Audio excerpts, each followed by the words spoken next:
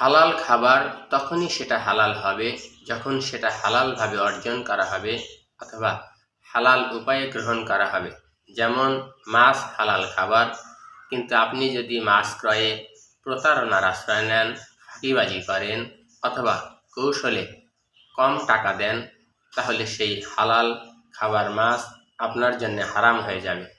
অনুরূপভাবে আপনি একটা উত্তম কাজ করেন, কিন্তু সেটার উদ্দেশ্য যদি অনৈতিক হয়, অবৈধ হয়, প্রতারণার আশ্রয় হয়, মিথ্যার আশ্রয় হয়, তখন সেই উত্তম কাজের প্রতিদান আপনার সওয়াবের পরিবর্তে গুনাহ হয়ে যেতে পারে।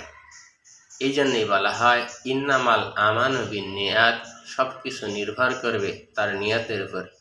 আল্লাহ পাক আমাকে আপনাকে সহি কাজ, সহি বুঝ, সহি নিয়তের মাধ্যমে একমাত্র আল্লাহর সন্তুষ্টির জন্যই যাতে করা হয়, আল্লাহ সেই তৌফিক দান করুক। আমিন।